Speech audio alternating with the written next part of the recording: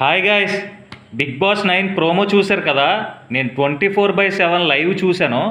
ఆ లైవ్ చూసి మీకు ఈ ప్రోమోలో ఏం జరిగిందన్నది నేను మీకు ఈ షార్ట్ వీడియోలో ఎక్స్ప్లెయిన్ చేస్తాను. నిన్న ఎపిసోడ్లో ఏం జరిగిందంటే, మనకి దొంగల టాస్క్లో రీతు చౌదరి ఒక సీక్రెట్ టాస్క్ ఆడి కెప్టెన్ కంటెండర్ అవుతుంది. తరువాత ఈ దొంగల టాస్క్లో ఎక్కువ మనీ సంపాదించి ఎమాన్యువల్ అండ్ తనుజ, కళ్యాణ్, దివ్య వీళ్ళ నలుగురు కూడా కెప్టెన్ కంటెండర్లు అవుతారు. చిన్న పాలిటిక్స్ జరిగి నిఖిల్ కూడా కెప్టెన్ కంటెండర్, ఆరో కెప్టెన్ కంటెండర్ అవుతాడు. ఈ రోజు ఏం జరుగుతుందంటే, బిగ్ బాస్ ఈ 6 కెప్టెన్ కంటెండర్లకి కెప్టెన్ టాస్క్ పెడతాడనమాట.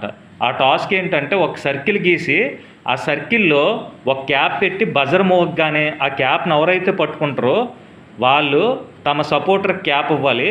ఆ సపోర్టరు ఈ క్యాప్ ఇచ్చిన వాళ్ళకి ఎవరైతే కాంపిటేటర్ అనుకుంటారో వాళ్ళని కెప్టెన్ కంటెండర్ నుండి తొలగించేయాలన్నమాట. ఇది టాస్క్.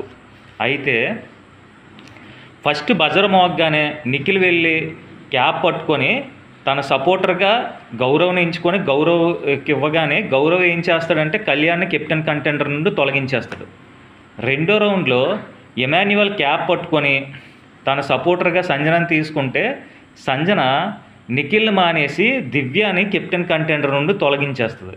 మీరు ప్రోమోలో చూసిన గొడవ అదే అనమాట, దివ్య గొడవ పెట్టుకోవడం.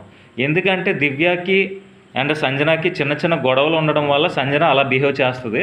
ఆ టైంలో ఎమాన్యువల్ కూడా చాలా ఇబ్బందిగా ఫీల్ అవుతాడు.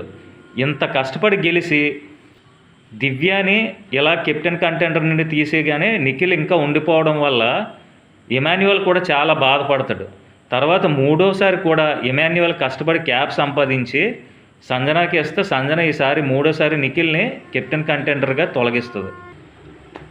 ఆ తరువాత కూడా వరుసగా ఎమాన్యువల్ తను ఈ పోటీలో క్యాపులు తీయడంతో తర్వాత దివ్యల మాధురికి ఇస్తూ ఉంటాడు.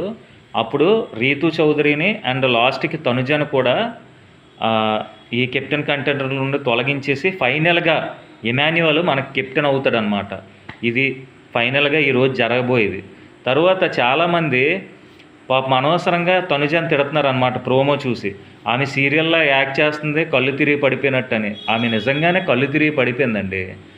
ఆమె ఇంతకుముందు బయట ఇంటర్వ్యూల్లో కూడా చెప్పింది, నేను ఫిజికల్గా కొంచెం వీకు, ఏదన్నా అయితే నా బాడీ అంత తట్టుకోలేదని. ఆవిడ అలాగే పడిపోయింది అంతే. మీరు చాలామంది తనుజని అలాగా పాపం తిట్టడం అనేది కరెక్ట్ కాదు. ఓకే, నా ఎక్స్ప్లెనేషన్ మీకు నచ్చినట్లయితే ప్లీజ్ సబ్స్క్రైబ్ చేయండి, లైక్ చేయండి, షేర్ చేయండి. మరిన్ని షార్ట్ వీడియోస్తో మీ ముందు ఉంటాను, లైవ్ చూసి ఎక్స్ప్లెయిన్ చేస్తాను. Thank you guys.